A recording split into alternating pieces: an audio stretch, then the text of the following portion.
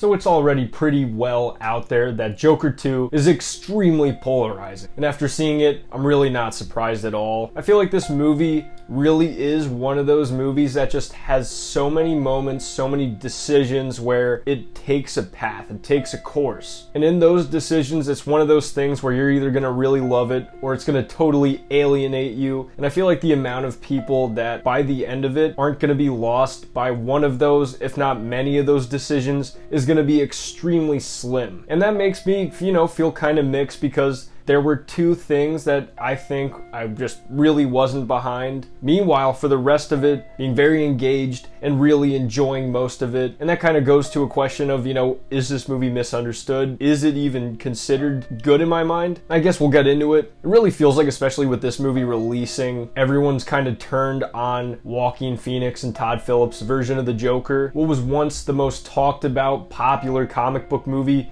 of all time, I'm pretty sure the most profitable because of its budget, just became the next popular thing to hate. The first movie was such a gigantic box office cultural phenomenon. It was a big deal. Everybody was talking about it, like I said. And I kind of understand the contrarian, and a lot of people want to push back against it, call it overhyped, mid, stuff like that. But it is one of my favorite comic book films of all time, probably one of my favorite movies of all time. I really love that first Joker movie. I especially kind of want to push back against the really annoying ass nerds that think that basically the only barometer, the only thing that makes a movie good that is a comic book movie is how accurate it is. Basically to them, as long as a movie's comic accurate, that's all that makes it good. It could be the shittiest, most generic, most mediocre movie, but it's comic accurate, so it must be good. And because Joker doesn't fit into that, because Todd Phillips takes a lot of liberties with this version of Joker, they just kind of blankly hate on it just because of that. And although the Joker isn't the most comic accurate version, like I said, a lot of liberties are taken, I'd push back against the criticism that this isn't the Joker, that these movies are Todd Phillips movies reskinned as Joker movies, because I really don't think that. Although it's to a very grounded level, and it does kind of want to distance itself a bit from those more comic booky aspects of this universe. In the same way that the Batman gives Gotham a personality, I feel like this universe gives Gotham that personality, that same shittiness.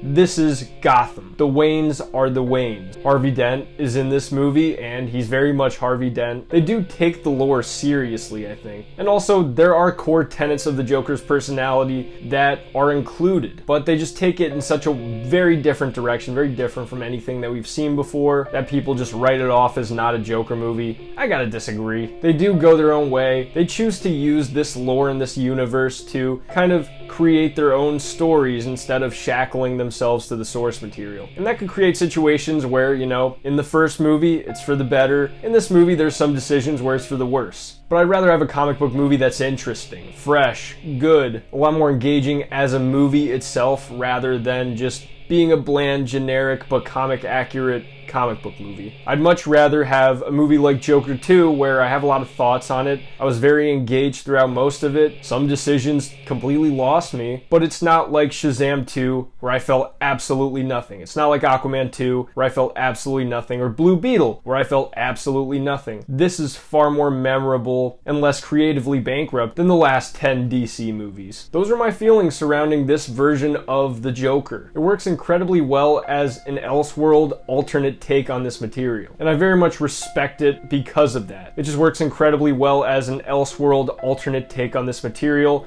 and I really respect it for that, much more than any formulaic comic book movie. But where I think those things really benefited the first movie, where I think that the liberties that it took, the uniqueness of that first movie really worked in its favor, this movie it takes risks that some really don't work, some do work. I'd say that without spoiling anything, because of course this is not a spoiler video, I could break down the two things that I think really didn't work for me about this movie. But I gotta say though, throughout the majority of the movie, the story, the characters, the acting, I was incredibly engaged throughout this movie. I was enjoying it. I was very much into it, very curious as to what would happen next. It's a 2-hour, 20-minute movie. Didn't feel like that for me at all. I was totally glued to the screen. But the two things that pissed me off, they were like a rock in my shoe, It's like a thing where you would enjoy everything else if it weren't for those two things. So basically, the first thing, I'm just not a musical guy at all, and unfortunately, this is such a big part of this movie. The musical elements, you know, they break out in a song, they have these sequences. They underplayed it a bit in the trailer because they know that people don't like musicals. I sure as fuck don't like musicals. And although some of them are well done, some of them can be enjoyable, especially when you're engaging with Joker and Harley's fantasies. That could be good. Some of them I did enjoy, but for the most part, I was just pulled out of the story. I was locked in, just enjoying this really interesting Joker movie, and then they start singing. I'm like, oh, come on. Like,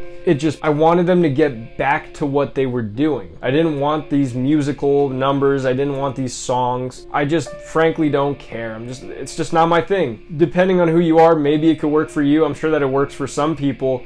That was the thing that I was the most nervous about with this movie, the biggest off-putting thing. And it definitely was, going through it, the most off-putting thing about this movie to me, besides, I guess, the second thing that I'm about to tell you. But it just doesn't work for me. It's not my thing. And it's not really like they enhance the story in any way. They just detract. It felt like the first time I read Watchmen, where I didn't really understand the freighter storyline. It felt like that just interrupted the story, and I was like really engaging with Watchmen as a story, and then felt pulled out because at the time I just didn't understand it. But this, like, I feel like they just didn't really serve much of a purpose besides kind of artistic flair, and it just didn't work out for me. So it was a situation where, you know, even though I was very into this movie, I was like, all right, well, let's just hope that there's a good amount of time before we have to see another musical number. And I was almost dreading it. It almost felt like a looming cloud over it the whole movie. The second thing though, I think I hated the ending. I can't tell you anything about it. I can't give you any context, but it just felt like subversive for subversive's sake. That's all I'm gonna say about it. I really don't want to give any context or let in on any clues, but it just, I don't know, it really left me with a sour taste in my mouth. And that's the thing is that I enjoyed like 80% of this movie wholeheartedly. I was very much well more engaged with this movie as a DC movie than I have most other DC movies besides maybe The Flash. But this ending is just,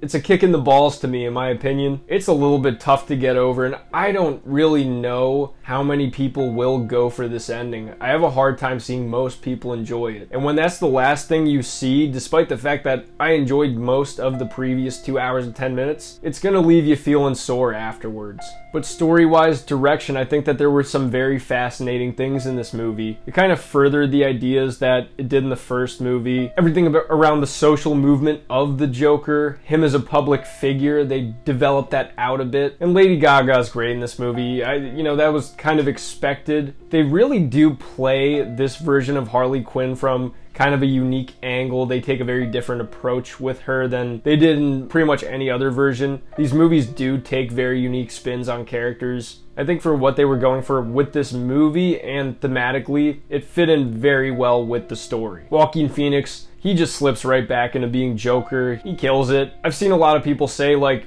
yeah, I mean, he easily could have not given a fuck and taken the check, ran with it. He brings as much to this time as he did the last time, and he definitely shines. This is very much a well-made movie. Everything pops. It's masterfully directed, all of that stuff. But like I said, makes so many of these different decisions where I'm imagining it's going to lose 90% of people that watch it. Because along the way, if certain decisions don't alienate you, sooner or later, you most likely will. And that brings me to the main question. Is this movie misunderstood? It's hard to tell, because in some ways, it's so boldly being what it is and what it wants to be. And to a certain degree, it doesn't seem like it really gives a fuck what people think about it. Some of that I respect, but then some of it is just like, well, I still want an entertaining or satisfying movie. For the most part, I got it, but you get left with a mixed bag where I was very much into a solid majority of it, and then you have this sliver of a movie where I absolutely hate the decisions that it makes. And also the placement of those things make it that, I feel a lot more mixed. But when you think about it, probably 80 to 90% of the substance of this movie is stuff that I really love, but those 10%, they're sprinkled in and they're on the back end especially, so it's hard to kind of quantify how exactly you grade or rate a movie like that. But like I said, however you feel about it, it's going to be a love it or hate it type deal. That's what you're getting with this movie. But those are just my thoughts. Let me know what you guys think in the comment section. I'm GM Light. Have a good one.